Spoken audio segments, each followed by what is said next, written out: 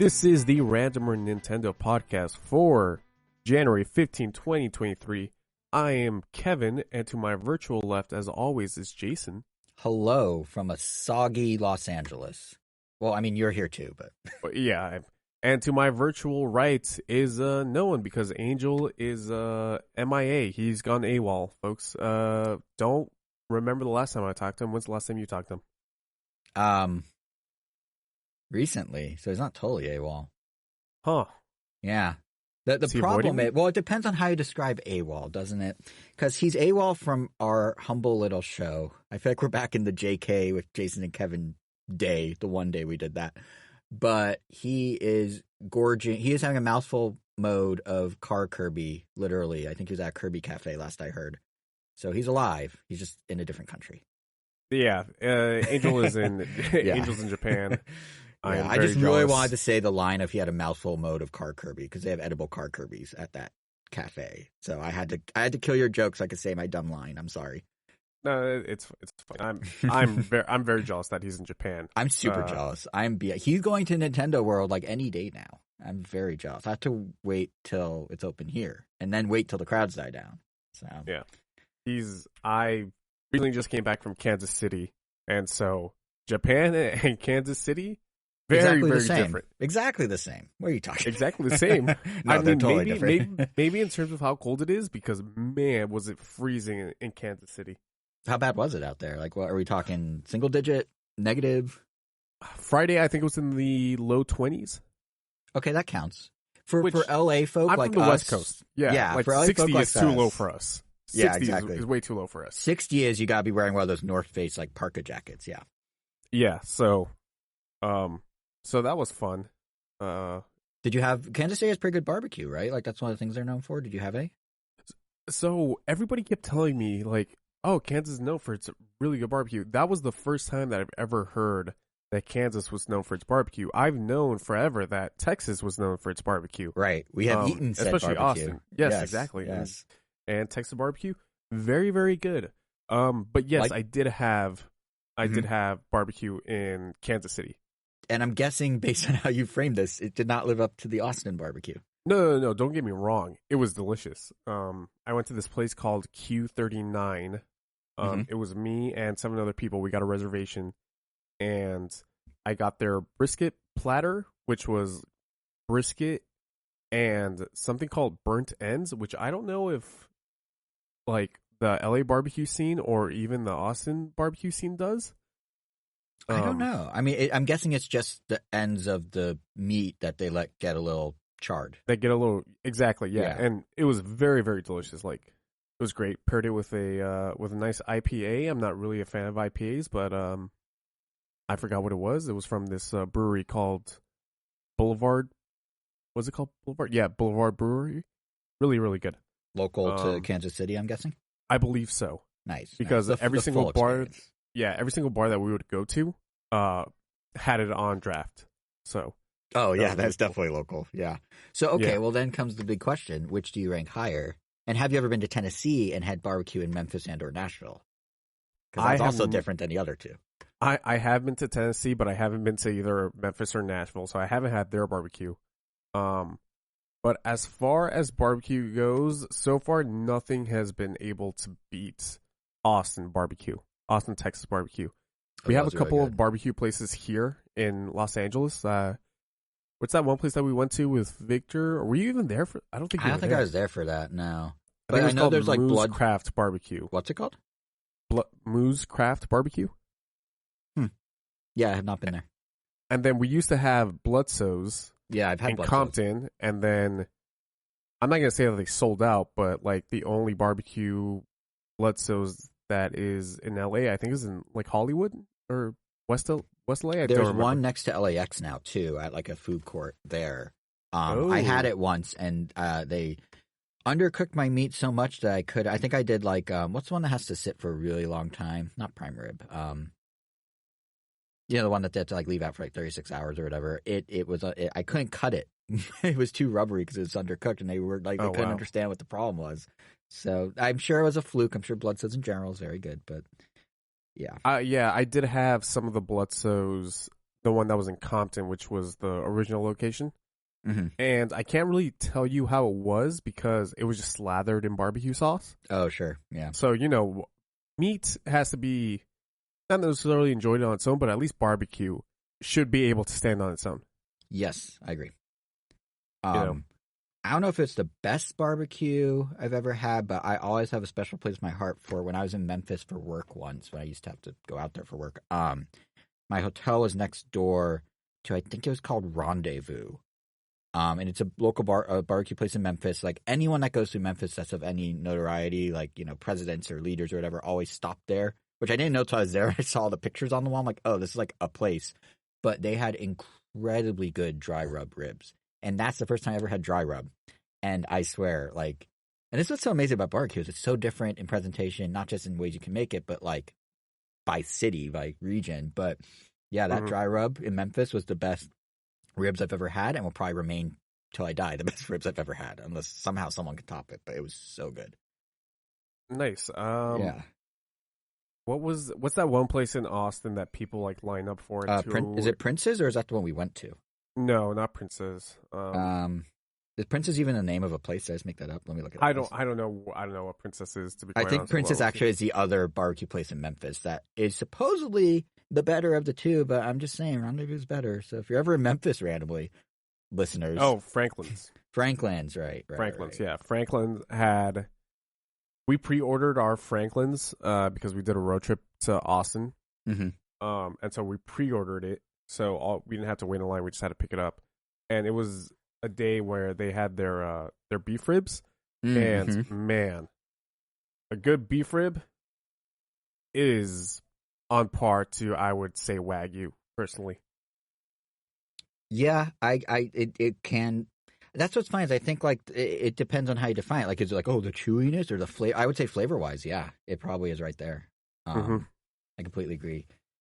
I'm trying to remember the name of the place we had in Austin when I went later than you after your road trip. I can't remember. It was this like the runner-up barbecue place that you don't have to pre-order, but it was also very good. It's escaping me. But yeah, it's so funny. Like you don't really think about it. Like I guess some people do. I never really think about it, but barbecue's such like an Americana like staple in the way that it really represents its region, and like it's really like food. God, it's not like I'm getting all heady about this, but like food is kind of cool and how it can like really represent specific, like Kansas City versus Austin versus Memphis versus LA. Yeah, it's all very different. You could do a road trip of just barbecue joints and have an amazing time and completely different flavors every step of the way. I agree. Yeah. Oh, well, you had that delicious barbecue, by the way. Just complete coincidence. 2 nights ago, I went to Lucille's, which is it's still good, but it's like, I went to New England. I had the best clam chowder and the best lobster. Yeah, I went to Red Lobster and had some biscuits and some lobster. Like it's like that kind of comparison. But no, I'm right there with you on the barbecue train, especially in like rainy, cold weather. Like it's so warm and yeah, it's nice. It's very much like comfort food, 100%. Especially because like when you get it with like sides with like either like a potato salad or coleslaw or like mac and cheese, baked beans, loaded mashed potatoes. Yeah, you're just in a food coma right after, and it's just like you could easily just go to sleep because that's how comforted you are by it.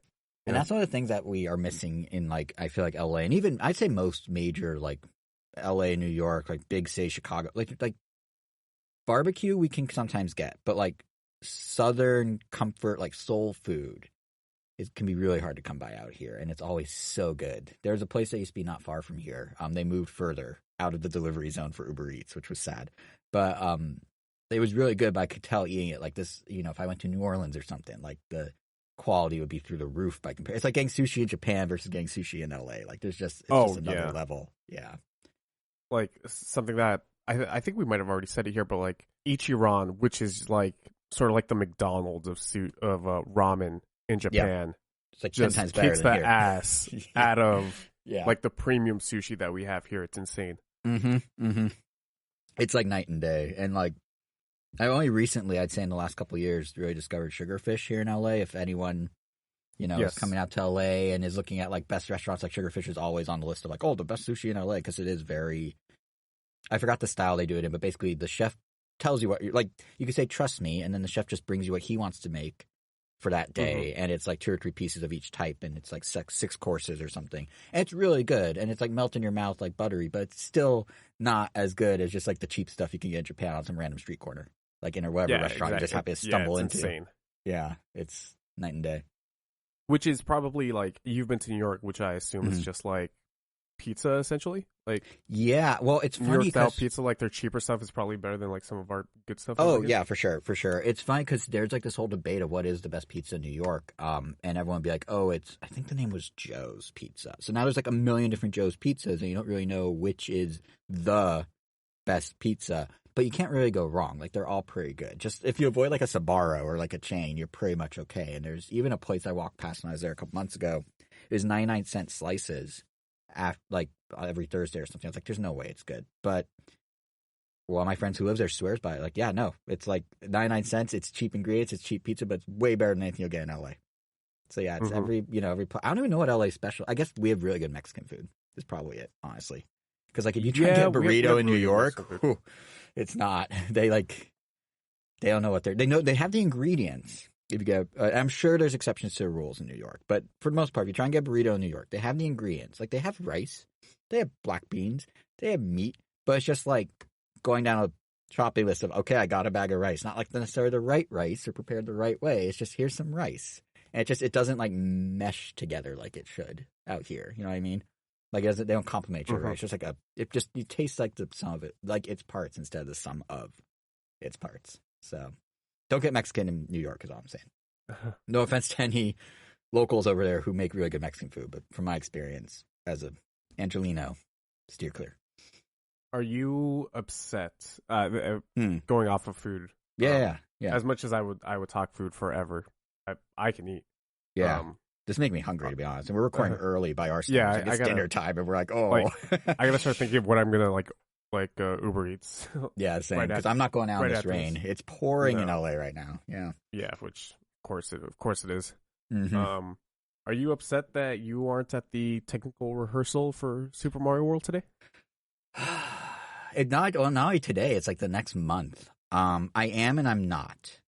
So what I do want to avoid is it being so jam-packed with people that I can't actually do the power-up band and experience what it's like to like live in a Mario world or whatever. So I'm fine with missing the grand opening. I'm looking at the technical, like people at the technical rehearsals. And like Jeff Keighley the other day. Yeah. Like people are just, there's barely people there. I know. And that's what kind of bums me out. Mainly because of the rain. Right. And it kind of bums me out that there's not a lot, that's the opportunity to see it when it's pretty empty. But on the flip side, I was reading the stipulations for a technical rehearsal because I was debating getting an annual pass just to get in. I still got an annual pass because, pro tip, if you're coming to LA to Super Nintendo World, it's like a $40 difference between one day and endless days, or at least like multiple days. So consider it if you're here long enough to make it worth your while, or if you live here. But like you obviously live here. But I think the thing that I was reading in stipulations is like it could stop and start randomly. The rides may not make it all the way through. The costume characters may have to like nothing works because it's a rehearsal. Nothing's promised. Right. So I was like, well, do I want a slightly more crowded like proper experience, or do I want to be the first in the door but have it be a little weird? And I think if I didn't, I think you come out of it with more stories when you go to it when it's a little bit weird though. Yeah, and I think if it didn't have the bad weather, and because Angel and I made a pact, which he broke, because he's going to the Japanese Nintendo World, like literally as we speak, probably. Well, he's going to the Japanese one. What? Well, I mean, he's going to the Japanese one. Yeah, but we made a pact of like, we'll go, no, we've already smoothed that out, but we made a pact that we'll go to Nintendo World for the first time together, and yeah, he's doing the Japanese one, so it's a little different. But knowing he's in Japan right now, and the technical rehearsals are here, and if he comes back, A, he got to buy an annual pass and sign up, and B, go to Nintendo World twice in like 2 weeks, essentially. I was kind of like, you know what, as much as I like being the first in the door and an early adopter of Nintendo things, I'll just go in like March. It'll be a little calmer. It'll still be fresh. Won't have rain, hopefully. Won't have the screw-ups. The ride won't stop in the middle. So I'm okay with it. This is me reconciling to myself with it, is what it really is. But yeah, I just hear a lot of copium. Correct. Would you have gone to a technical rehearsal if you like had the heads up about it? Yeah, I probably would have. Just if it's like I said, going to a technical rehearsal, you'll probably get some more stories out of it than just going when everything is going according to plan. Like going in like, oh, did you hear the PD Piranha fell on some like 3-year-old kid, right? Like, yeah. Oh, that Koopa shell just plowed over 10 people and they went flying. Yeah. The LAFD came because someone got stuck Goomba, up on the hill with the Goomba. Yeah. Yeah, and it exploded at the same time. It was crazy, So well, did you know actually at the Japanese one, they had a tower of Goombas, like like Mario 3D World. There's like the walking tower of them. The tower of Goombas tipped over and fell. Like full on, like. Did it hit anybody? I don't know if anyone got seriously injured, I think is how they reported it. So maybe it's just like, oh, a Goomba fell on me, not like, oh, a Goomba fell on me. But yeah, it like completely toppled over. And this was right around the time that Nintendo was introducing Dr. Goomba Tower to Dr. Mario World as an actual character. So I remember some people were like, oh, this must be viral marketing. Like, they must have planned the fall and made sure it was clear. And I'm like, that's the dumbest marketing I've ever heard if that was the case. We almost killed someone, so here's a doctor who can fix them. Like, I guess, but no, there's no way. No, not at all. Yeah, but I am very excited to go. I think this year for Nintendo is a really interesting year because it's like so many new frontiers that are really big deals all happening very close together because you got Nintendo World in February and then the Mario movie in March. And then you got the longest gap we've had in Zelda releases in a really long time in May. Like, it's just like boom, boom, boom, which for the first half of a year is very atypical for Nintendo, I feel like. Usually they're quieter in the first half. So it's exciting. It's fun to be, like, just be a fan at the moment. Actually, more than just Nintendo. I'd say it for all video games. I mean, the fact that Last of Us is getting reviews as being like the first, like, prestige TV based on a video game that will actually, like, review well. Or even be prestige TV. Like, it's a cool moment to be a gamer. Like, there's so much going on beyond just like the core of what gaming was and like how it's sort of taking over the entire pop culture right now. It's really fun. Yeah, it's can't wait to see that, and I'm sure we will probably talk about it here. Yeah, I'm planning to watch it, even though I've never played the game as a Nintendo fanboy. But no, I am very curious. I mean, Pedro Pascal's great in general. I think I'm a fan of his, but also just to see them put this much heart and soul into adapting a game into a TV series, to have Neil Druckmann involved, to have every episode cost more than a Game of Thrones episode. I read somewhere like they really put effort into this. I want to at least reward it with my eyeballs. Whether or not it ends up being good, we'll see. But it seems like it will be. Yeah. Cool. Yeah. So shall we get into the meat and potatoes episode? Yeah, sure. I mean, right, because after you have meat, you need your side of potatoes. So, oh wait, you said meat and potatoes. The joke almost worked. Barbecue is my joke. Yes, we should. Yes. So let's get into the brisket and baked beans of the episode. Yes, or the mac and cheese, depending on your prep, or collard greens if you really want to stay true to the South. I've never had collard greens. What are collard greens? I don't know what they are, but I enjoy them when I eat them. They're just greens that are cooked sometimes with bacon bits. I really don't know what they are. They're like sort of. There's some liquid in there. I don't know. I'm kind of wondering what I'm eating. Mushy. Yeah, there's collard greens and there's like there's another word for it. I forgot what it is, but yeah. I'm not a fan of wet vegetables or like wet lettuce. Okay, you wouldn't like it. Yeah, like I can do like like spinach and stuff just fine. So this is just like a little more than that. Yeah. Okay. Let's get into the collard greens of the episode, or the mac and cheese. Yeah, absolutely. You mind if I start first? By all means, go for it. So a few episodes ago, we did a fun little exercise where myself, Angel, rest in peace, and you, Jason, yes, we all watched the first episode of 6 different anime that premiered in the fall 22. In the fall 22. Well, I guess fall 22 season. Yeah, like fall. Yeah, it would be fall. Yeah. You didn't do it till like December, but it was from fall. Yes. Yes, technically all those anime were from the fall season. So yeah, even though we saw it in December. So those were My Hero Academia season 6, Mob Psycho 103, Bleach, 1,000-Year Blood War, Blue Lock, Chainsaw Man, and Gundam: The Witch from Mercury. Now, I don't want to speak for everybody, especially since Angel passed away, but I'm going to take a wild swing here and guess that you didn't see anything past those first episodes. You are correct. I figured. Yeah. I will say the soccer one, what was it called? Blue Lock? Blue Lock. Whatever. Yeah, Blue Lock was the closest. And I've had some downtime because like things are slow at the start of New Year. And I was thinking of going back. And then I saw either you said something here or you tweeted something. And I was just I'll get to it. That backed me I away. will get to. So, get okay. To that. Okay.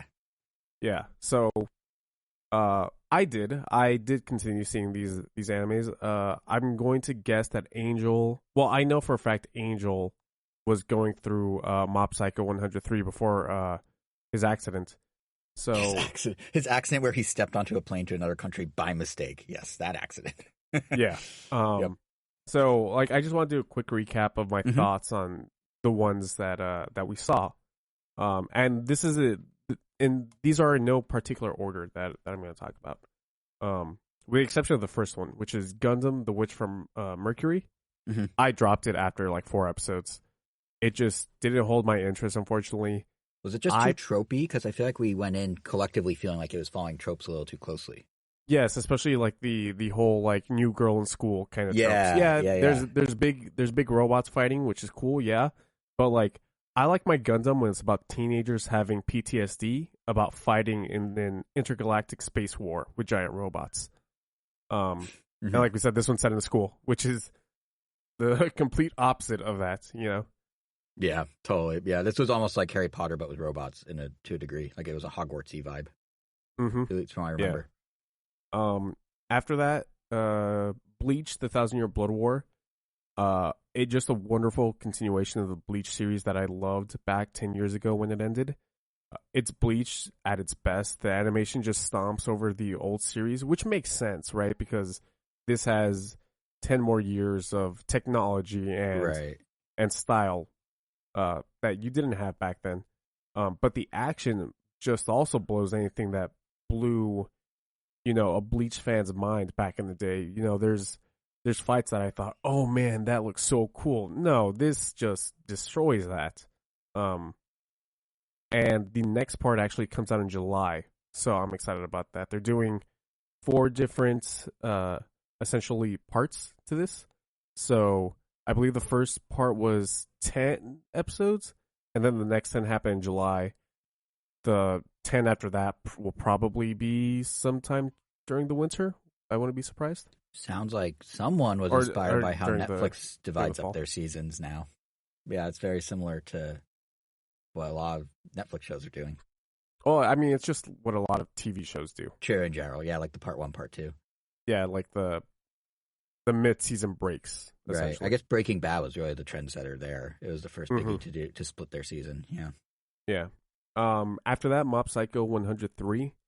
This was the final season for this anime about a boy who literally explodes with emotion and his conman teacher just navigating life. And it was pretty much perfect. It's very... And this is sort of... the animation studio behind it is called Studio Bones. And I've heard of them from you guys before, I think. Most likely. Like, I don't know where else you would do. Where else? Yeah, exactly. I was like, I've heard that. And I'm like, wait, probably from your mouth. So I don't know why I'm telling you this. Yes. Studio Bones got some extra budget for this, for some extra, like, tender loving care, because it's just beautiful. You remember the opening, the very trippy one, like yeah. That was one of my favorite openings of the bunch. Yeah, it's got a simplistic art style, but it leads to some of the best looking fluid animation I've ever seen in my life. I'm sad to see it go, but I am glad that I was able to experience it. Right. That's the best way for something to end. Like that's how I felt. It's not an anime, obviously, but like I know you're a fan of it too, which is why I'm referencing it. But that's kind of how I felt with Mr. Robot. Like it ended on its terms and it ended. It was a peak ending when the show's at its best, so I can live with it being gone, but it's sad to see it go, type of thing. Yeah. So that's how I feel about Mob Psycho 103. On the opposite side of the spectrum is My Hero Academia Season 6. This one hurts a little bit because after Season 4, about 2 years ago, I began reading the manga, and I knew that this season was going to adapt essentially what was the best arc so far in the story, which is called the Paranormal Liberation War arc. Excuse me. It's just this incredibly intense arc. It's a war, between the villains and the heroes. This is a super. Essentially the end game season. Yeah, right? I mean the episode you guys had me watch felt like Endgame with me not if I didn't watch any of the movies before it, so it makes sense. Yeah. Yeah. So it was just incredibly disappointing when the season just didn't, or not even the season because the season's not over, but the first half of the season was dedicated to this arc. Mm-hmm. It just didn't hit the highs that I wanted it to. It just wasn't as sort of, I don't know how to say this. It just wasn't as intense as I wanted it to be, mainly because the animation I feel was dropped here.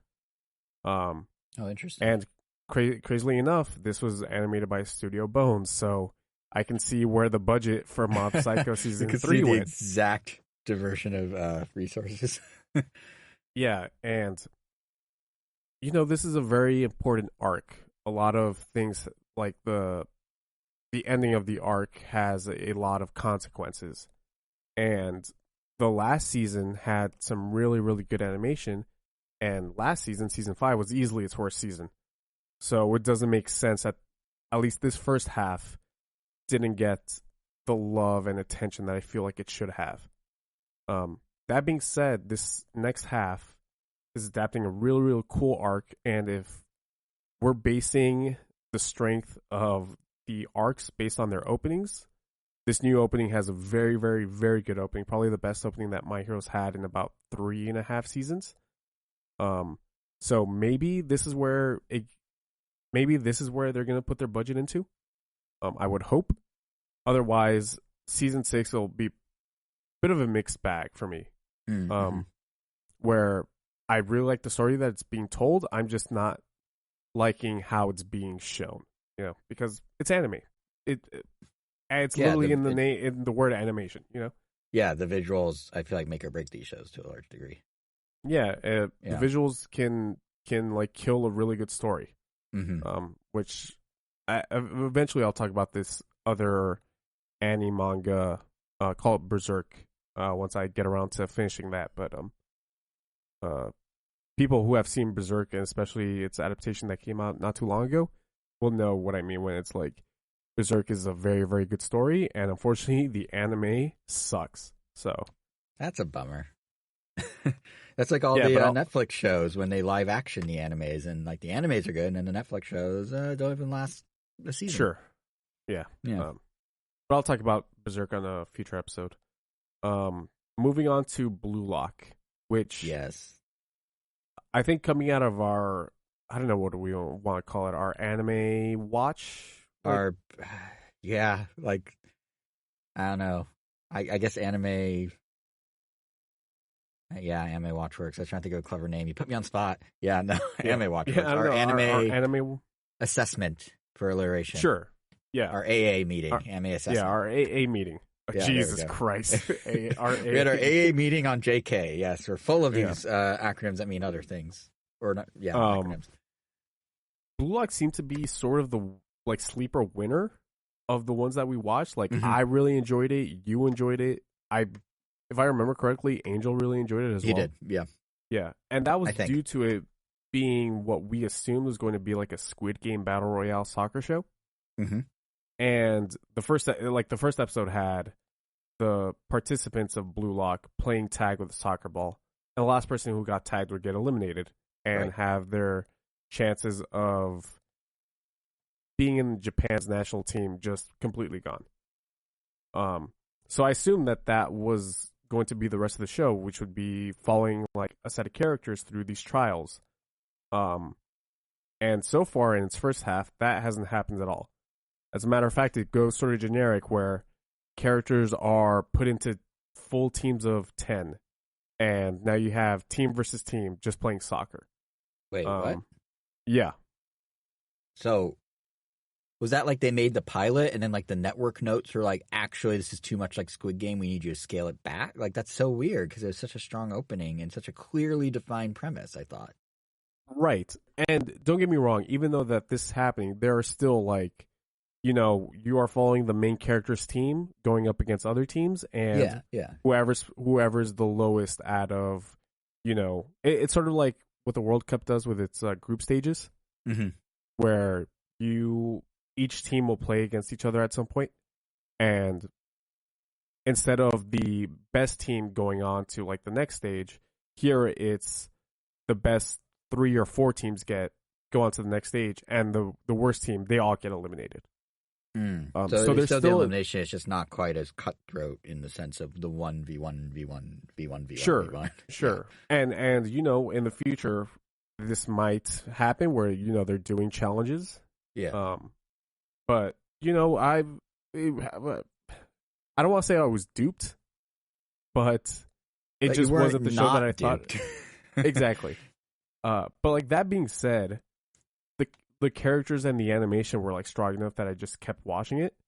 And even though I still really enjoyed it, even though it sort of just turned into this soccer anime, it still does have this undercurrent of you are looking out for yourself, even though you're on this team. There's a little bit of like, hey, we got to work as a team to win, but at the same time, it's like I'm still trying to prove that I am the best here, and I am going to be the best, and I am going to win Blue Lock. So I still enjoyed that aspect of the show, even though it's not as like front and center as it was in the first episode. Right. Yeah, it sounds more like it's like kind of an undercurrent, or like an overarching arc versus the main. To borrow a phrase we used before, meat and potatoes of the show is like him trying to excel himself personally, but the context kind of changed from what the pilot made it sound like it would be. Yeah. The second half of its first season just started, which the first episode did introduce like this brand new character that's going to be very interesting to watch. So, we'll see how it goes. Apparently, it gets crazier from this first half, or this first arc, which I think was called the first selection arc. I think this next one is just literally called the second selection arc. So we'll see how it goes. Keep us posted, because I think if it stays true to its original premise, this would be the one that maybe I would actually circle back to. Yeah. What you have to do is you have to watch Kaguya-sama before you start watching Blue Lock. And watch Kaguya-sama with your fiance. Oh, is that the one you're telling me about that I took note of in my head, but then didn't act on like half a year ago? Correct. It's on Hulu. Yeah. The kind of a comedy of sorts involving love and stuff. Like Death Note if it was a romantic comedy. Yes. I will circle back to that. A cat and mouse romantic comedy. There we go. There it is.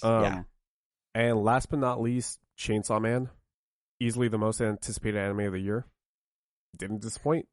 This is for anybody who ever listened to the Quarantine Chronicles or Random Nonsense. I forgot when I talked about it, which iteration of this podcast I talked about it, but Chainsaw Man. We've gone through too many names. Yeah. Chainsaw Man, one of my favorite mangas of all time, probably my favorite manga of all time. This adaptation is exactly the way that I want to see Chainsaw Man, which is bloody, bleak, horny, but still with like this huge sense of heart. Studio Mappa, in my opinion, killed it with this adaptation. I know there's some disdain from a section of Chainsaw Man fans that aren't a fan of this anime's more grounded, realistic look in lieu of how gritty the manga looks. Like people thought that it just looks a little too clean, but I personally didn't find that an issue at all. Something that I feel like doesn't get talked about enough when it comes to this adaptation is the music. The music actually should have gotten my favorite album for the Quarantinis. It's all on Spotify. It's spectacular. You've got really like atmospheric, moody sounds that rival Trent Reznor and Atticus Ross's work on like their David Fincher movies. That's high praise right there. Yeah, to draw that parallel. That's big. And then not only that, but they also have these hype guitar tracks that would feel home on the Doom and Doom Eternal soundtrack. The overall said, package all the right words to sell that really well. Like the music. The music's insane in this show. Interesting. There's still no season 2 announcement, and those bastards tease the introduction of my favorite character in the last 5 seconds of the season, which it's funny because I watched these episodes, or I watched this show with Angel's brother Elvis, and I remember seeing them tease that character and being like, "Oh my god, they're going to show them," and then they don't show them, and Elvis can tell you I was devastated. I think I screamed, "No, those bastards! How could they do this to me?" And it's funny because something that I like to do with this anime is like I will go on YouTube and see like other people's reactions to the show, and a lot of people don't read the manga, so everybody's confused. Like, who is that character? And I'm just like, oh, you guys just wait until you meet this character. It's I can't wait to see more of this show. So. And to confirm, it's a when, soon. Not an if, right? Like it is for sure getting a season 2. You just have no idea when, or is it still up in the air? It's still up in the air. They haven't said that a second season is going to happen, but considering that this was the most anticipated anime of the year, and considering that way more people liked it that didn't, I wouldn't be surprised if it gets a second season or a movie that adapts the very next arc of the manga, because this was a passion project for the studio. Okay, yeah. It got all the love and attention that it should have, you know. Right. So I wouldn't be surprised if we see more. Like, I want to see more. That makes sense. Yeah. Probably maritime.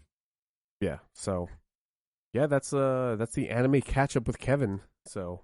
We're killing it with names this episode. I would like to redeem myself real quick because that whole anime catch up with Kevin was also the Jason dropped the ball a bunch summary.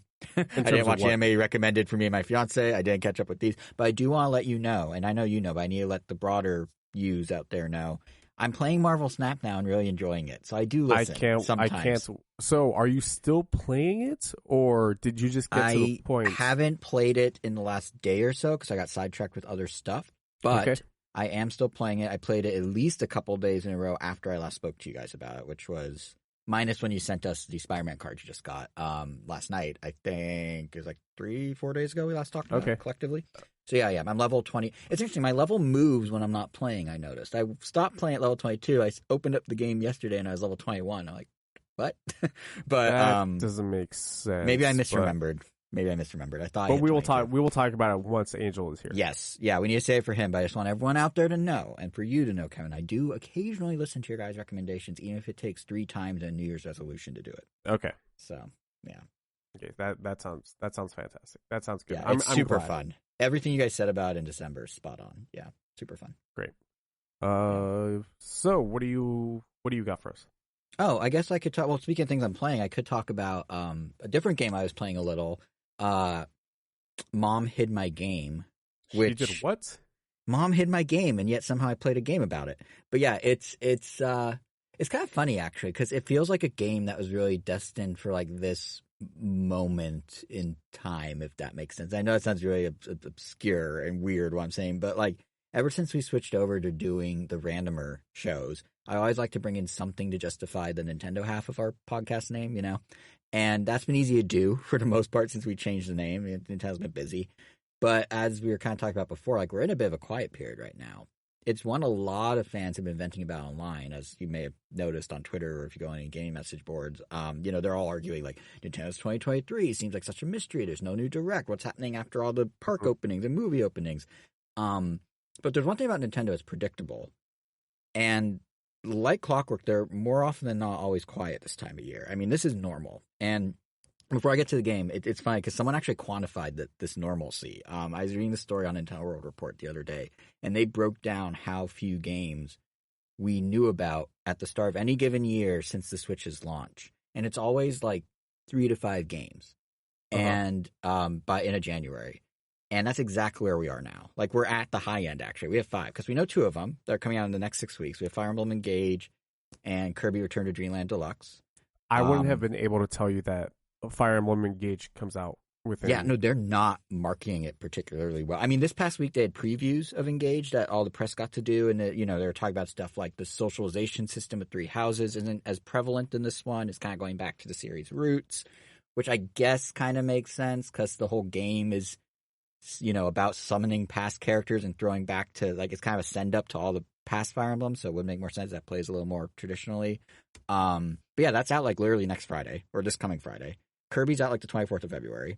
So there is stuff happening. It's just there's not a lot of new stuff. And then, on top of that, we already mentioned Nintendo World opening, the Mario movie in April. There's the Bayonetta spin-off in between in March. Zelda's in May. Pikmin's this year. Like, there's a lot of Nintendo things happening. Probably more so in terms of scale than what we typically see. Like I was saying before, like, these are big moments for Nintendo. But in this moment, like for this episode, it feels like we're just kind of waiting for everything to, like, go. So it's probably, I would imagine that's partly why I so quickly got so invested in Marvel Snap is I have the time. I'm not being distracted by other stuff. There's nothing else going on in my, like, little bubble of what I pay attention to. But it's also why I wanted to talk about Mom Hid My Game specifically now. It's been on mobile for years, but the more recently released Switch version, it's currently completely free on Amazon Prime. If you have Amazon Prime, since I think like third week of December, you can download it for free from the eShop. And it's kind of the perfect moment for a bite-sized experience like this to fill time while you wait for, like, the bigger things to happen. And to be clear, it's very bite-sized. I mean, I think I beat it in literally an hour. But it's totally one of those experiences that if you had Fire Emblem Engage to play, or if Wave 4 of Mario Kart 8's like Booster Course Pass suddenly dropped out of nowhere, you wouldn't probably bat an eye at Mom Hid My Game. But because there's the time and because it's free, it's like, why not? And I'm here to say, do it, especially now. Like, it's I went in not knowing what to expect at all, but I came away actually a pretty big fan of how it blends WarioWare and, like, kind of like light escape room style puzzles. So the basic premise is that you're a kid who just wants to play his video games, but your mom takes them away. Very true to its name. So right off the bat, that premise is literally the story of 9Volt's mom in WarioWare. And over the course of these 50 individual puzzles, it's up to you to get your little generic DS-looking handheld back from wherever she hid it in each puzzle by whatever means necessary. And these puzzles are really where it kind of wears the WarioWare inspiration on its sleeve. And I think I just said "where" 3 times in a single sentence. Where it wears WarioWare. Where it wears WarioWare. But yeah, this is really where it shines through. Like, across every puzzle, you always have the same basic controls and gameplay mechanic, just like a WarioWare. So in this case, there's a room or two where, almost like a point and click, you can interact with objects, pick them up, and then use the objects with one another to trigger different events. And you can do this via the touchscreen if you're playing in handheld mode, because, it is from a mobile origin, like it started on Android and iOS. Or because it's on Switch now, you can also use an on-screen cursor with the control stick and face buttons. And this never changes. Just like how in many WarioWare games, you always have that one control mechanic that drives everything. Also, like WarioWare, what Mom Hid My Game does well is within that mechanic, it goes absolutely crazy with the ideas. So initially at the start of every puzzle, you see an on-screen picture of the primary object that's going to help you solve that puzzle. It's kind of like how, like WarioWare, when you're playing, they throw like a random verb at you, and that's what you have to do in that little 5-second micro game. So here you get that one object, and it's up to you to determine how to find and utilize the object that you're given.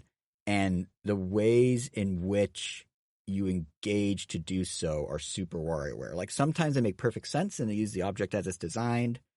Other times you need to think a little outside the box, but it's still kind of like, okay, that makes sense.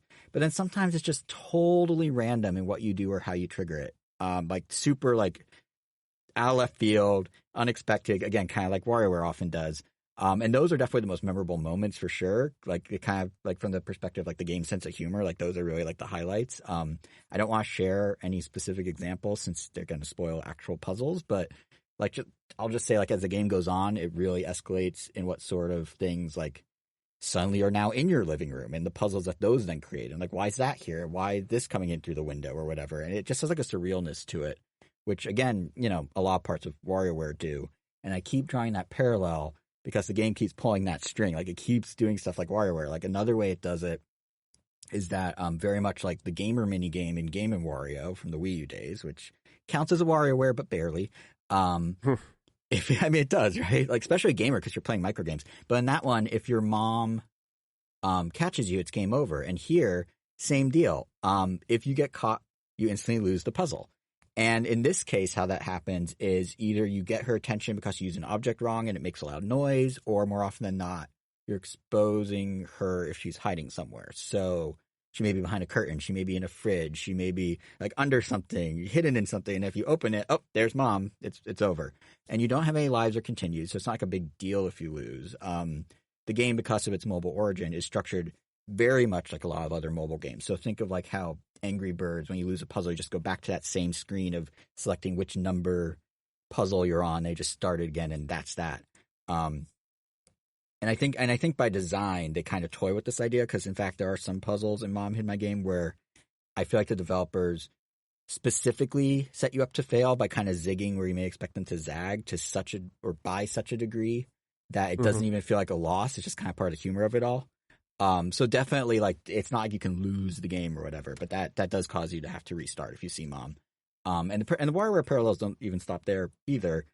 Even when you finish the whole game, which again is only like an hour, you unlock a toy, kind of like you do in WarioWare with all those little side things you can mess with. In this case, the toy is actually a ported version of an entirely different mobile release by the same developer called Crazy Horizontal Bar. And all you do in it is spin a gymnast around a bar as many times as you can, just by pressing the direction at the right moment to start and maintain whatever momentum they have.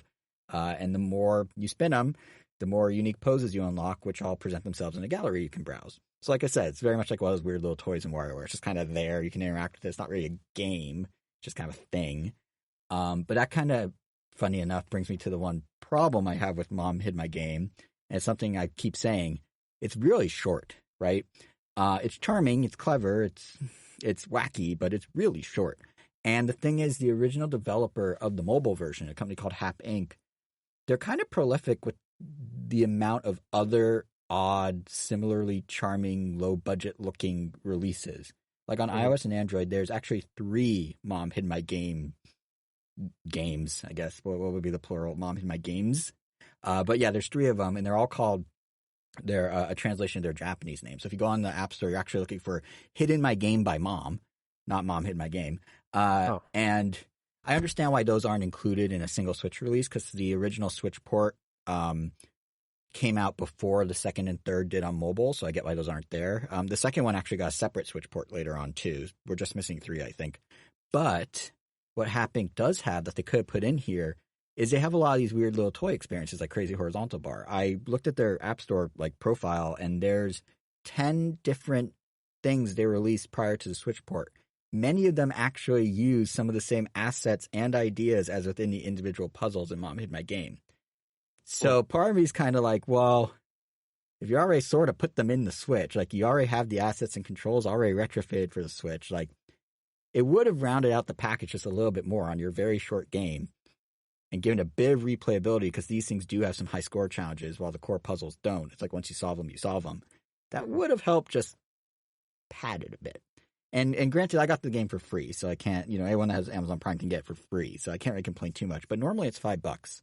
And $5 for like under an hour of gameplay, I feel like that just would have gone a long way, to just sort of make it a little more of a package deal. Yeah. Overall, though, like especially as a freebie, Mom Hid My Game is like, it's worth the time. It's not a lot of time, like I was saying, but it's totally worth that little time you do spend. Like the puzzles are clever, the comedy of the whole experience is fun. They never explain why your mom is hiding where she is. There's this ever building kind of like randomness to it with the scenarios. Even there were times I would purposely just do something wrong with an object just to see what happens, because there's usually an animation or something that comes out of it. Like every time you screw up, the kid has a different drawing of how the kid is hindered by this. If a bee comes out and there's a picture of him getting stung by a bee and stuff, so I'd be curious to do that. It all adds up to like a pretty fun little time.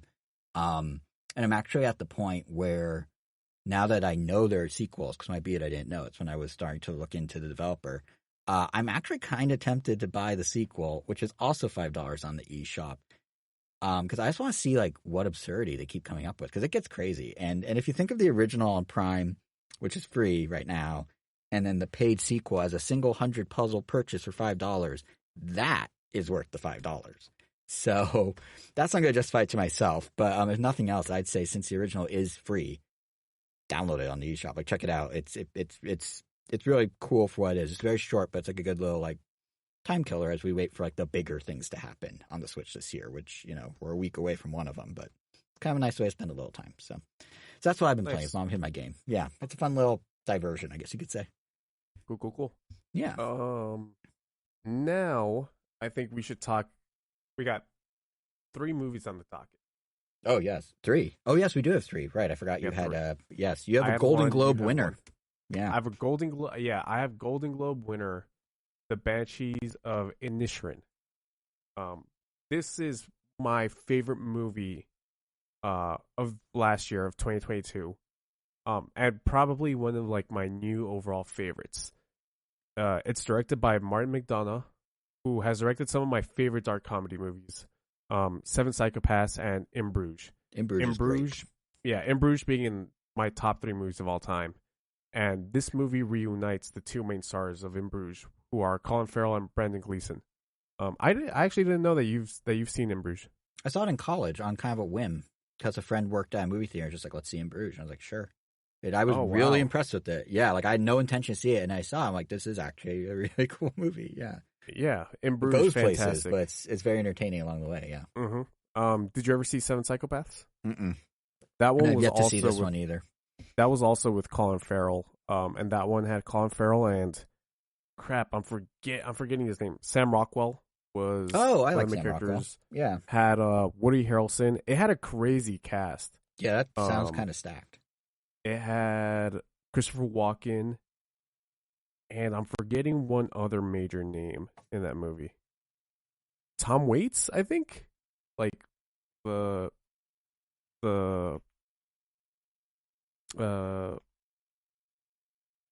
music singer Tom Waits, I think. Tom Waits. I'm looking it up right now on IMDb for you. It's pretty sure it was Tom Waits. Christopher Walken, Sam Rockwell, Colin Farrell, Woody Harrelson, Tom Waits. Tom Waits, yeah. I'm impressed. Wow. Yeah. Good memory. Yeah, that movie had Olga Kurylenko, who was like my favorite Bond girl at the time. Also Gabrielle Sidibe when she was still like doing movies regularly. She plays a small role, but like she has a really funny scene with Woody Harrelson. I don't know if these are spoilers, but Mickey Rourke and Crispin Glover are in it apparently. So, Mickey Rourke in 7 Psychopaths? That's what Google tells me. If Google's lying, I will be. That's why I'm an Apple fanboy. No, Mickey Rourke is most definitely not in it. And who was that second name? Crispin Glover. Crispin Glover. So Google's lying to me. So let this be a lesson, everyone. Don't trust Google for this stuff. Only IMDb. Yeah, and he also directed a movie a few years ago that also got like a bunch of love. 3 Billboards Outside. Ebbing, Missouri. Yeah, I think I saw that one. But Sam Rockwell's in it. Yeah, Sam Rockwell. Yes, I saw that on an airplane and actually was pretty impressed with it. Yeah, Frances McDormand. Also. Yep. Yeah, she was crazy good in it. Yeah. Yeah. But this is not those movies. This is the Banshees of Inisherin. And like I said, before I brought up those other movies, Colin Farrell and Brendan Gleeson and I guess Martin McDonagh have all reunited for this one. And it's got a very, very, very basic premise. Brendan Gleeson's character, Colin, no longer wants to be best friends with Colin's character, Park. The reason is because Colin just finds Park boring, and Colin just wants to write music in peace for, the remaining years of his life. And just Park can't take the fact that his best friend, out of the blue, wants nothing to do with him, so he keeps pestering Colin until Colin tells him straight up, for every time you annoy me, for every time you talk to me, I'm going to cut off one of my fingers. And this creates some really tense situations between them two.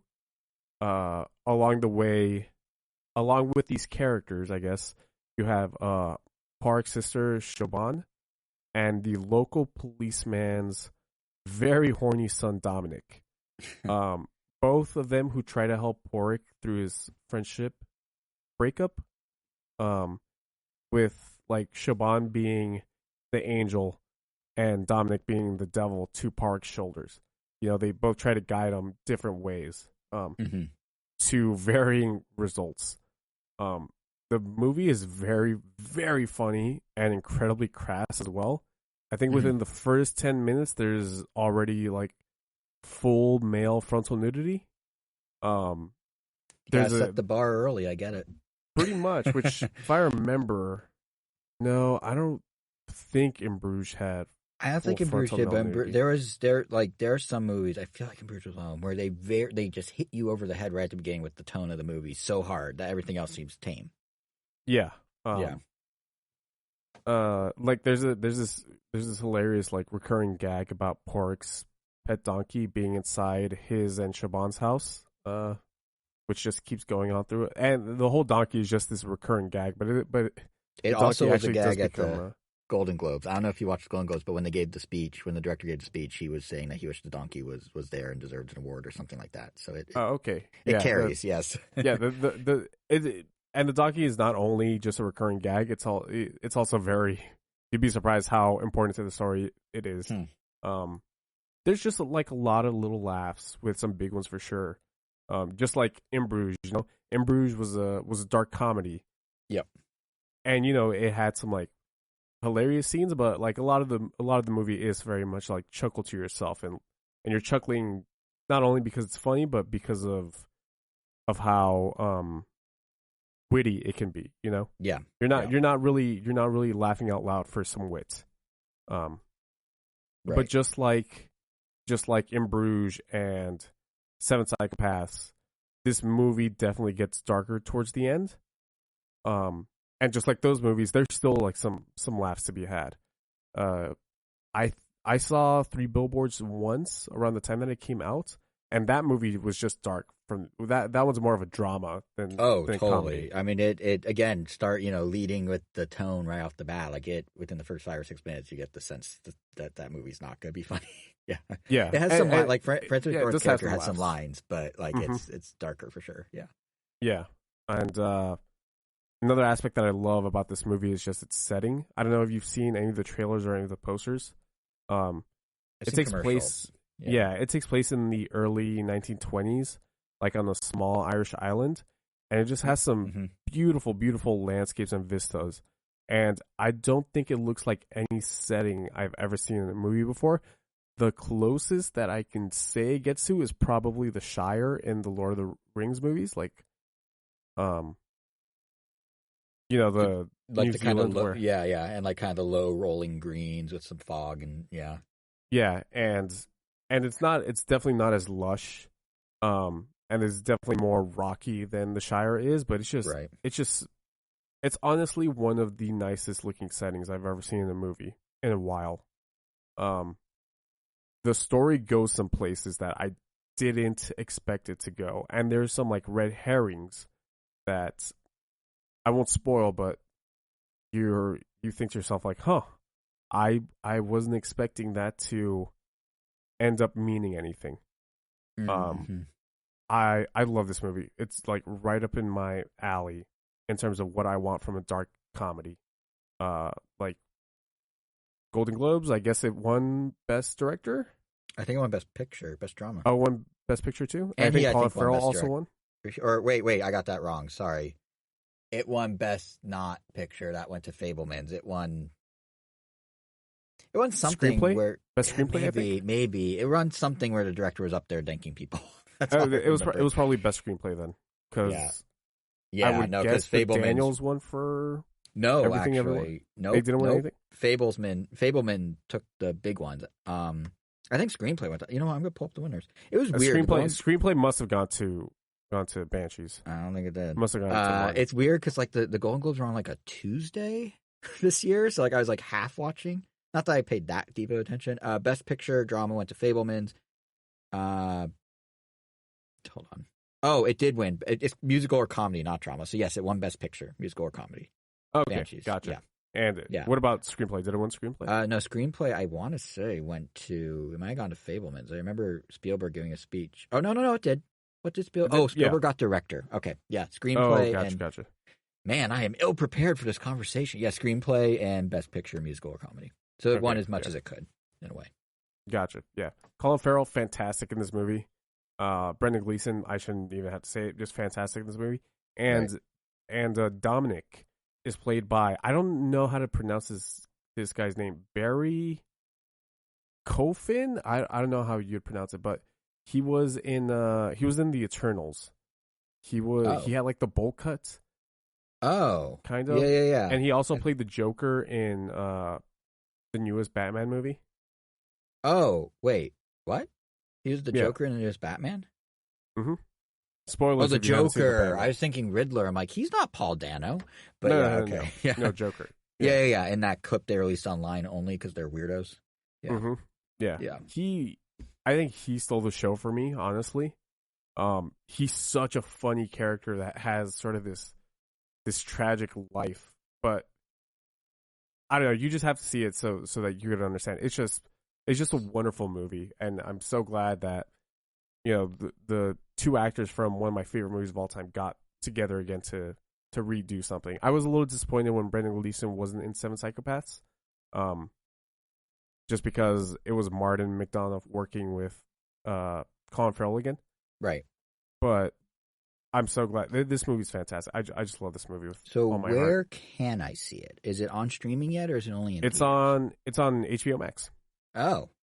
I think I know what I'm going to do on this rainy evening after we're done recording, maybe. Perfect, yeah. Just order some pizza, order some food, and just watch it. Pop some popcorn, settle in. Yeah, this actually sounds... Because I've been wanting to see it, and I was actually... Part of me was hoping to see it before this episode, but it just didn't happen. But, I'm excited to see it. I like In Bruges a lot, and everything you're saying is like...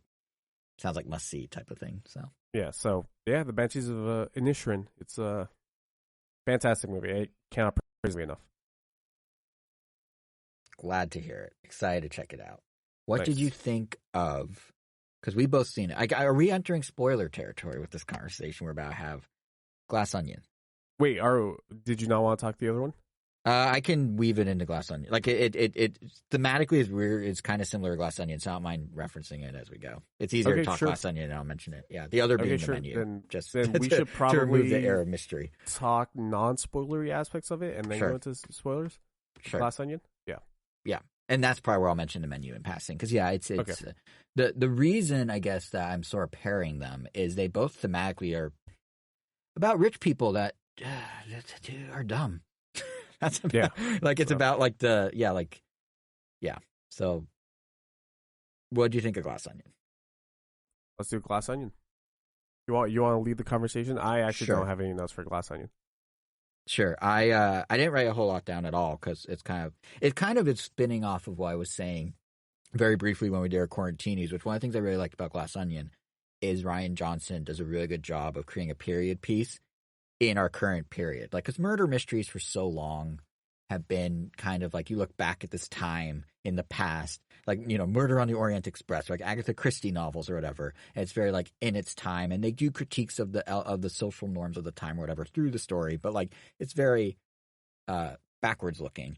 And his is too, by about 18 months. But it's interesting, both Knives Out and this. He has such a good job of taking all the tropes and all the the things that make a traditional murder mystery, but putting it not just in a time that is ours, like the modern time, but somehow having the foresight when he wrote Glass Onion and put it all together to have it be somehow incredibly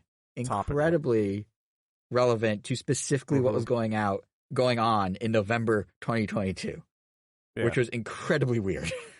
But especially because I saw it in November. I actually went and saw it in a theater, full house, sold out. Randomly enough, Reese Witherspoon was right outside the theater doing a premiere of some Amazon movie she produced, so she was there. But it was a full house, and it was a very different experience than I've seen it twice. We watched it with some of my fiance's family in Utah, so it was interesting to compare and contrast. But it was a fun ride to see in November when a lot of the headlines involving some rich people paralleled so closely what was going on in the movie. Yeah, so, we'll talk. We'll get into that. I'm just trying to say it without saying it. But yeah, no, it was interesting to see it twice because I really liked. So watching it the first time, the thing that blew me away was kind of how it's like period piece of a modern time. So it followed, like I said, followed all the tropes and everything really well, but still felt very relevant. But then watching it the second time, I was able to. Or go ahead. Which I don't think it's a spoiler to say that this movie takes place during the COVID-19. Yes, it's like era. Summer 2020. I think is what it takes place or something like that. And even just like societal things carried on, obviously, as we have past COVID. But it's interesting. So the first time I watched it from that like angle, and I was like, wow, this is like, it's so cool how he stays true to like the I don't want to keep saying the tropes, but essentially the tropes of an old fashioned murder mystery, just modern. And then watching it the second time, I was sitting there like, wow, it's so cool how he like actually wrote a really good mystery and like has things that you pick up when you watch it the second time that allude to what happens, what you don't realize when you watch it the first time. Even just ways he like cuts certain angles of scenes or zooms in on certain people or does certain things like, oh, this is like totally like a wink and a nod to the audience that you would not pick up until you rewatch it. And just like the duality of Rian Johnson and how he like hit both of these on the head really well. I was really impressed. Yeah. Yeah. So that's kind of my high level opinion of it. Yeah. I really enjoyed this movie. I think it's a more clever movie than I was going to say Get Out. The Knives Out. Than Knives Out. But he was definitely flexing his muscle a little more on this one, I feel like. Yeah. Yeah, but I think I still enjoyed the Knives Out more. That's fair. Yeah. I guess we'll probably talk about Knives Out spoilers too at this point. Yeah, I think so. But once we get into the spoiler section, I still had a lot of fun with this movie.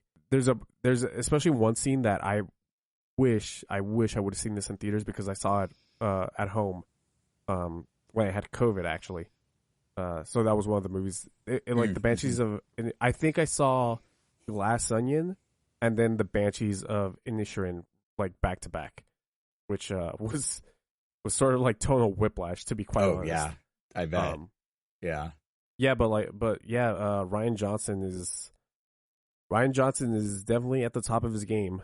For sure. Yep. Especially, I didn't like The Last Jedi. I think The Last Jedi is a bad movie, but not because of the reasons that Star Wars fans think that it's a bad movie. Like, oh, Luke isn't supposed to be. Shut up. Yeah, I just don't think it's a competent story, and the whole scheme of the sequel trilogies, it's pretty much useless because it just gets retconned in the next movie. That's my thing. I with Last Jedi came out of it being like, well, I'm interested in what they're doing because it's something new. Like, I appreciate that they weren't following a boilerplate as closely as Episode 7 did. As much as I loved Episode 7 for the nostalgia at the time when it came out, it was like, wow, this feels like we're right back in it. It's so cool because they played all the right nostalgic notes to do that. Episode 8, I'm like, okay, we're back. Things are established. Let's see what new direction they go in. And I appreciated that it did that. I agree. Not all of it was perfect, but I just liked that it was like new in the same way that Andor feels fresh. If you watched Andor, like it feels fresh compared to other Star Wars. Episode 8 kind of had that vibe. And then they brought back JJ because Episode 8's reaction was what it was and retconned all of it. And I was like, well, that's pointless. So anyone that now watches the 3 together, 8 just sticks out like a weird sore thumb, even though at the time when we didn't know what 9 was going to be, and now we know Disney didn't either fully. It felt like it was a cool direction they were starting to move in. So I'm very torn on 8 these days. Like, I wish we had that alternate universe where they continued down that path, kind of. Minus the casino heist. That was weird. But oh, God. Yeah. Anyways, Rian Johnson gets a lot of hate for The Last Jedi, but like, do people not remember that?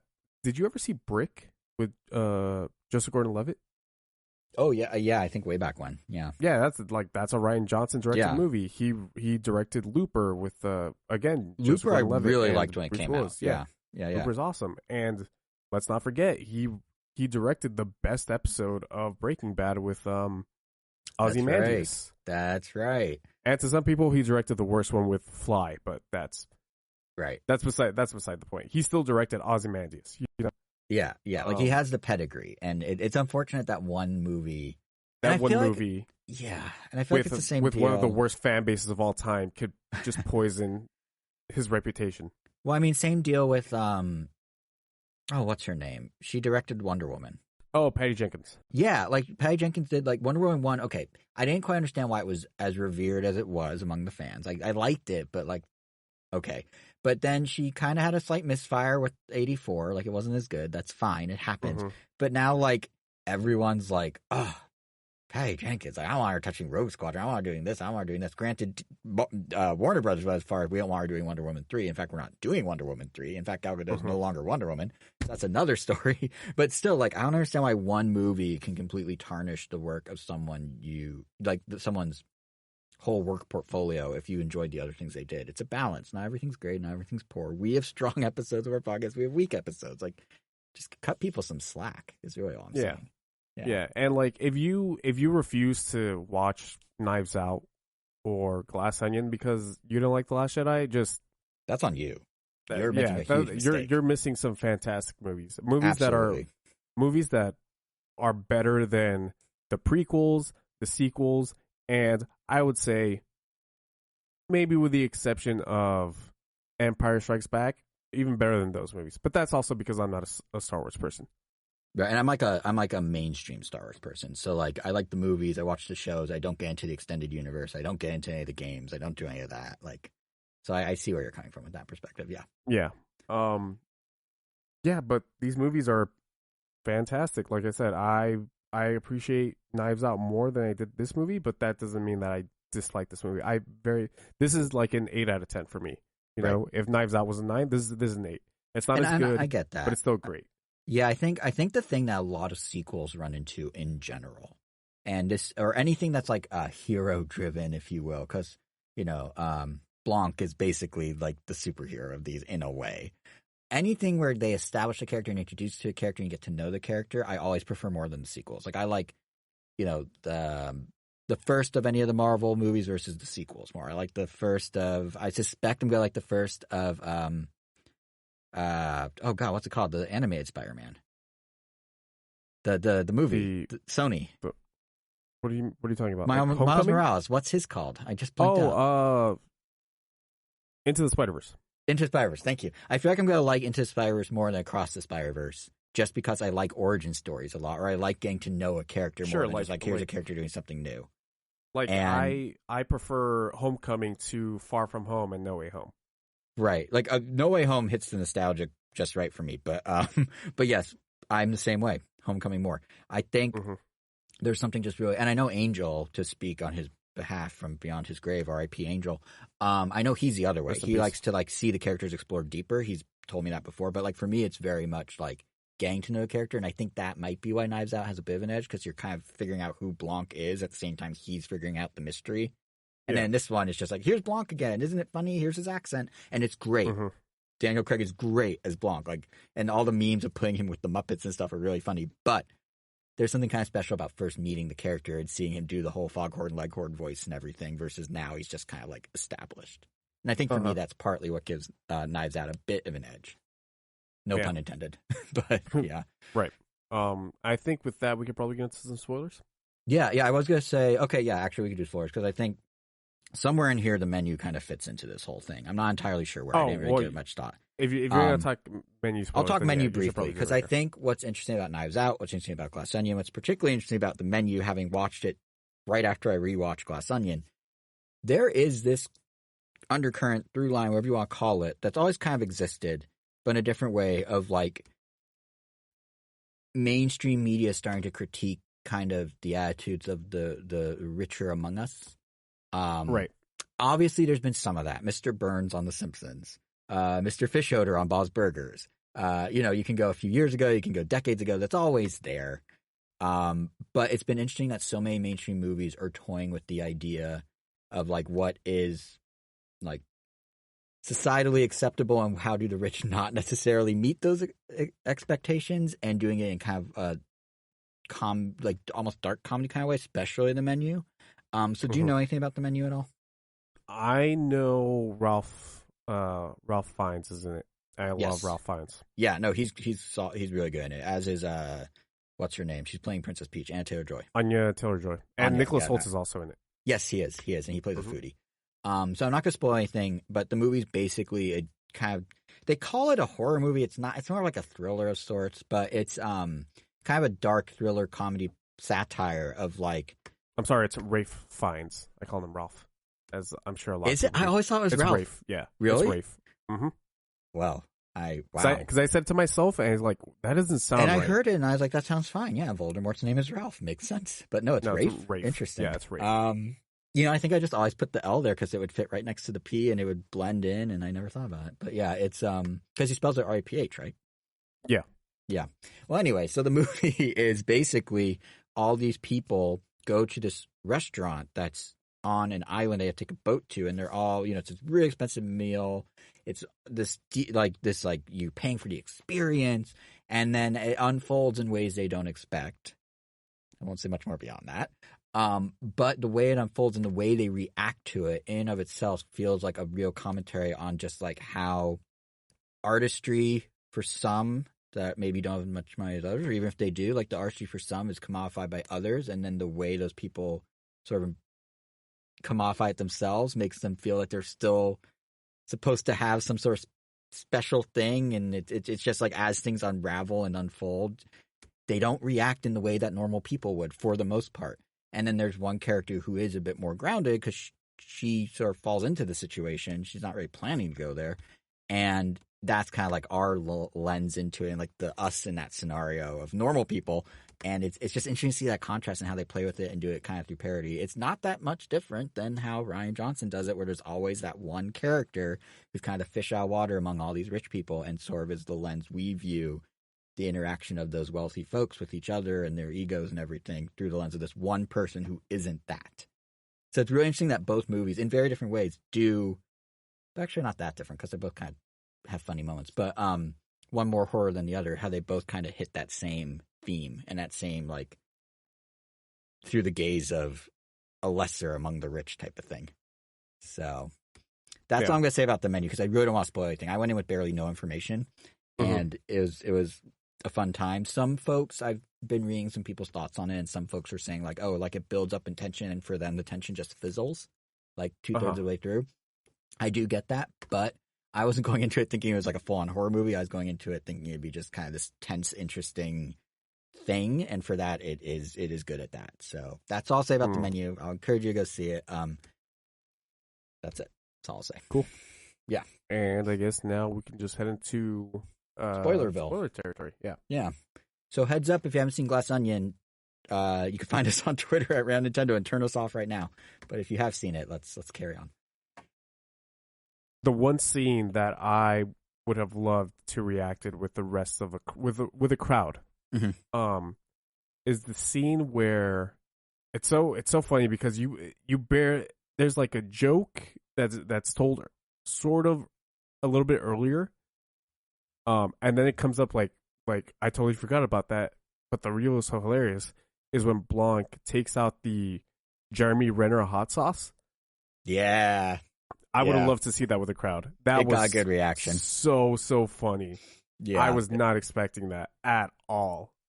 And that I feel like is such an embodiment of how Rian Johnson nails these movies, is because everything in both of them, Knives Out and Glass Onion, ties in some way.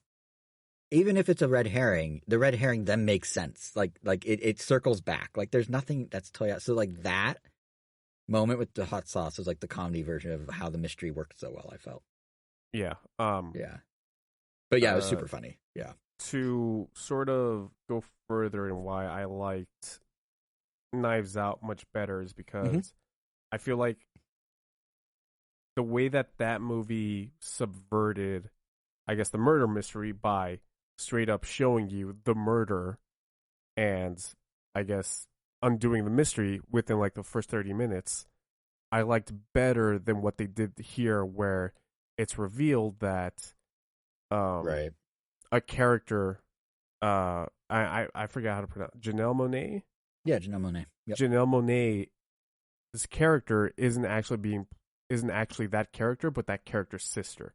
Right. And I just liked the way that Knives Out subverted the murder mystery better than the way that this one subverts its murder mystery. Right. I will say, subversion, beat point, plot point aside, I am very impressed. Regardless of, which route you prefer he went, I am very impressed that he didn't do like a by the numbers, we have to recreate Knives Out for the sequel. Like, because even the subversion point is at a different point in the movie entirely. Oh yeah, it's much further in the story, and it's a completely different way that they subvert it. Which that's something that you got to give him credit for. Is he did it twice, and both in completely different ways. Which now for the third movie, the third one. Good luck, Rian Johnson. Well, yeah, but it'll be interesting to see if he even tries to go that route, because now I'm sort of expecting it. Yeah, same. Yeah, that's what I'm saying. Good luck is because like if you try and subvert, you either have to be incredibly clever, or you just have to go. You have to subvert the expectation of subversion. I don't know how you do that unless it's just more straightforward. Which then, will people like it being more straightforward, or will they be well, like the next one just straight up just be a murder mystery with like no sort of twist? Because right, if you think you about always it, need the way a twist that they in murder mystery though of some sort. Yeah, there's always a twist, but there's not. There hasn't been a twist the way that there is a twist in Knives Out. And the scale of his twist and how it resets the story in so many ways. Yeah, exactly. These twists reset the story every single time. You know. Yeah. Which sure the next one will have its twist, but now we know to expect. But will it reset the story? Yeah, and we know to expect as far as going to reset the story. He could do less. He could do something out of left field. But yeah, now we kind of have the expectation, okay, somewhere in the movie, there's a paradigm shift of sorts. Exactly. And that in and of itself ruins some of the twists because now we know. Yeah. Yeah. So or could potentially, unless he's super clever. Yeah. So we'll see how that goes. But going back to this movie, you were saying how it's a period piece. It's like a modern period piece. So modern. I mean, Edward Norton's just Elon. Anyway, continue. Yeah, exactly. Let's get to that fact. Yeah, Edward Norton is just basically Elon Musk. Yeah, and sort of more than Elon Musk. Yeah, and what's interesting is the speed at which kind of the mystique of Edward Norton's rich genius disintegrates as the movie goes on, or not disintegrates, but as that mystique clarifies as the movie goes on. You start to realize he's not necessarily that smart. He just surrounds himself with smart people. This was to set the period for the period piece. This was literally I watched it the first time 3 weeks after he took over Twitter. When we were at the peak of everyone starting to realize that the man, the myth that was Elon is really a guy who is surrounded by smart people that have a similar mission as him, and they do the main stuff, and he's just kind of the figurehead. Yeah. And as you learn more about him, you realize, he's actually not that smart. So, yeah. So it's really funny to see Edward Norton literally embody that to a T. And to know that it was made like a year and a half ago, and in real time, it was doing in the movie what Elon was doing in real life, which was super bizarre because, how'd Rian Johnson sort of see that? Or it was serendipitous, who knows, but still, yeah. The cast this time around, what's his name? I was gonna say John Cena. Dave Bautista. Dave Bautista's character I loved. Yeah. All the way through. Yep. He's supposed to be this men's rights activist who like streams on YouTube and Twitch. He's basically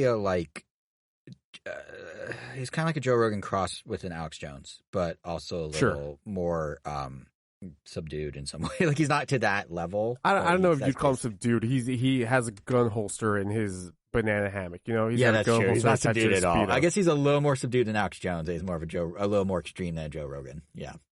That's probably the best way. I guess when I said Alex Jones, I'm like, he wasn't saying like, the frogs will turn you gay or whatever that famous Alex Jones obviously lie quote is, but he wasn't, he wasn't that extreme, but he wasn't mild mannered either. Yeah. Let's see. You have anything that you want to touch on? I think the biggie was just the Elon thing. Like the parallels just really blew me away. Just knowing that Rian Johnson had that much of a finger on the pulse that he was able to sort of predict that would happen. And like I said, obviously it's coincidence. It happened exactly at the right time. But right. Especially because I think this movie was supposed to release earlier, wasn't it? I think originally it was at some point. Yeah. So that's just super funny. But no, I think overall, like in terms of spoilers, I will. The thing I was saying where I was like, when I watched it back the second time, and how like I appreciate it on a whole nother level. Like there are multiple lines and multiple things where they say something and then they cut to Janelle Monáe. And when you watch it the first time, you think she's the character you're supposed to think she is. When you watch it the second time, the cut and the line make exactly the same amount of sense, knowing who she actually is. Right. And that's really cool that it had that like duality to all those moments. And that was very impressive. There's not a lot of them. There's maybe 3 or 4, but like watching it back, I'm just like, wow, that he is on the ball. Like he knows what he's doing. And so I will probably see this another time because I think the day after that I saw this movie, or like a day or two after, I actually watched Knives Out with my mom, and she loved it. She thought it was fantastic, and so I told her like, oh, just by the way, there's a new movie in this series. Which, by the way, that reminds me, I have to buy my mom a coffee mug that who had, I guess, the patriarch of the household in Knives Out. He had a coffee mug that I think said like, my mug, my coffee, my rules, or like my house, my coffee, my rules. And yeah, that sounds. my Granted, mom, I haven't seen Knives Out in a little while, but that sounds vaguely familiar. Yeah, yeah, my mom saw that and she's like, I need a coffee cup like that. So I think I might pick that up for her. But I will see this movie again. What I'm interested in, and you can just tell me right away. I don't really care. Sure. Is when Blanc is revealing Edward Norton's character to be the killer of Dave Bautista's character. If before it's revealed, okay, so I know what you're gonna say. When they switch the glasses? When they switch the glass, is that in the first? In when is that correctly it, shown? Yeah, is it? Are we so exactly here's shown? What's funny about that? I don't remember. Okay, no, what happened? So I remember. That's sitting what I'll there have to do in my rewatch. But I do remember I was sitting there, like we're sitting there at my fiance's mom's house and watching it, and right when it happens, someone goes, "Oh, he switched the glasses. The glasses were switched." But I don't remember if he switched it in a way that, because they didn't think what then unfolded was what was going to happen. So I'm like, did they show it differently? Like I was like, okay, yeah, they noticed the glass switch, but I didn't notice what way they switched, and I think that might have changed. I'm not sure. Right. So I guess if you don't care about if you don't care about spoilers and you're listening to this, if you're still here, yeah. Thank you. But the way that it is it's Dave Bautista's character drinks from a glass and he dies. Yes. Because what does he say that is brought back up? He doesn't dance with exactly, lemon? Yeah, lemon? Pineapple. I don't dance with pineapple or something like it. He says it there. What's his character's name? Because he says it. Duke don't dance with pineapple. Duke don't dance with pineapple. Yeah, yes, that's what he says. Yeah. Such a great line. It is. It really is.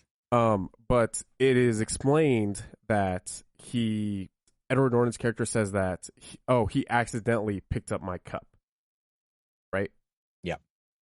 And then you see Dave Bautista's character accidentally picking up the cup instead of his own cup.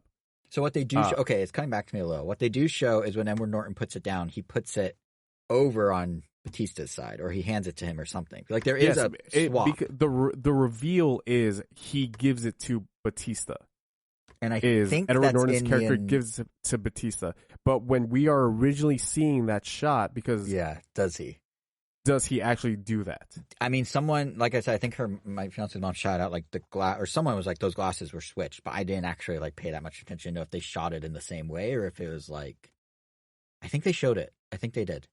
But I think they did with like a sleight of hand thing, but I don't remember exactly how. Because, I mean, someone called it out that was watching with us. Gotcha. So clearly something was visible, but I don't know if they show the switch in the same way where it's clear that like Edward Norton's character is like, hey, I'm going to give you my drink, or if it's like, as opposed more to like, him there's sitting two it next down, to each other. And yeah, exactly, because that's when it's So yeah, and there's a couple of times where stuff like that happens where by the end of the movie they can't really do anything to Edward Norton's character because they just don't have the proof. Right. They don't have the evidence to actually like prove that he did all this stuff. Which it was that scene of Duke getting the wrong glass, or I guess the right glass in Edward Norton's character's case. Right. What is his name's? What's his name? I was about to say Byron, but that was Made for Love, which a different fake billionaire who was also weird. I don't remember. Elon. Let's just call him Hulk. Hulk. He played Hulk once. Bruce Banner. Yeah. And I forgot, but they did it a couple of other times. Where it's like, did we actually see what Blanc is saying happened? Miles Dyson. That's why Braun. Right? Dyson's a real brand. Braun. Miles Braun? Who's Miles Dyson? Well, Dyson makes vacuums. Miles vacuums. Dyson is a character in the sci-fi franchise Terminator. Oh, okay. Yeah, Miles Braun is Knives Out. I mean, Glass Onion. Oh my God, these names. Yeah, Miles Braun. You're right, Miles Braun. Yeah, there's a couple of other times where, like I said, Blanc is explaining what happened, which contradicts what Edward Norton is saying happened. Right, and which reality did we initially see? Yeah.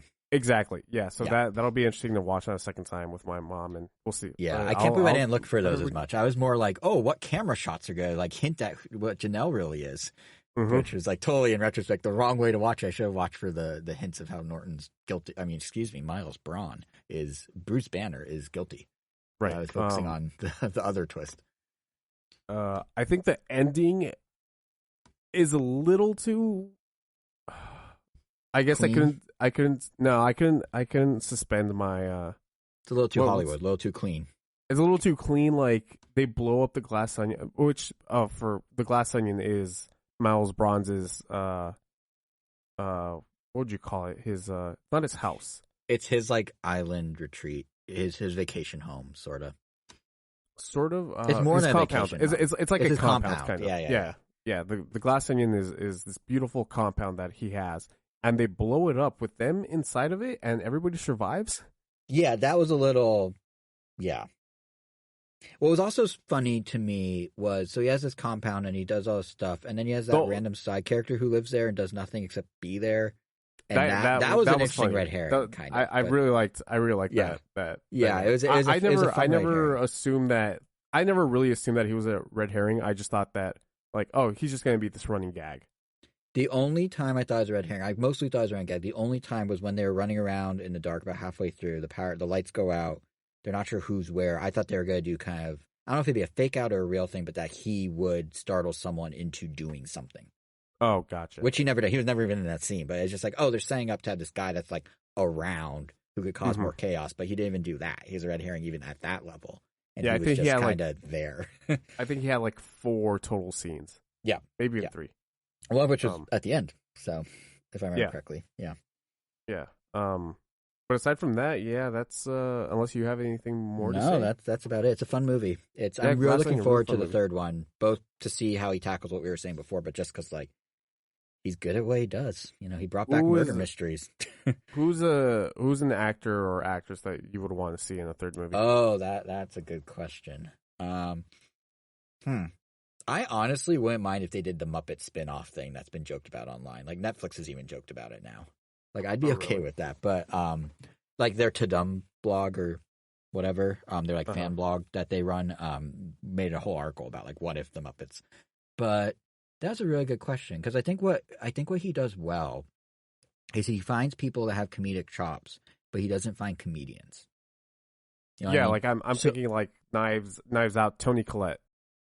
Yeah, like he gets like right under like the big name comedian or AAA actor thing where like Edward Norton's huge, Dave Bautista's huge, but like he gets people that you don't expect to necessarily fit those roles to fit them as well as they do. Yeah, like once again, Knives Out. What's his name? He played Zod in. Michael Shannon. Michael Shannon. Yeah. Michael Shannon. And, Zod is this very intense character. It's this very intense villain of Superman. And he's hilarious in Knives Out. And that's one of the fun things is like, it's almost like as you're like discovering the not really discovering, as you're discovering the clues for mystery, you're discovering like all these actors that you don't expect to be in these roles actually kill it. Because even like Chris Evans to a degree, like when they had him, when they trot him out as a surprise in Knives Out and never even promoted he was in it, he like ate up every scene he was in. Like it was, he nailed it. Yeah. So I'd love to see him do more surprise. I don't know if I have a specific actor, but the idea of like unexpected people in the roles, I'd be very much for it. Yeah. I think honestly the person that I would probably want, even though she has been in comedies before, is actually, and we talked about her a little bit, Frances McDormand. Oh, I would actually that would work. Yeah, in the next one. But she like walks that line well enough that you don't think of her as a comedian. So if you put her in there and she has a funnier character, it makes sense. Like she's been in comedies. Like Edward Norton's been in stuff that's probably been funny. Kate Hudson has been in like rom-coms, and they're all in that. So like someone out of like Jessica Chastain. Has Jessica Chastain ever been in a comedy? I don't know if straight up a comedy now. Yeah.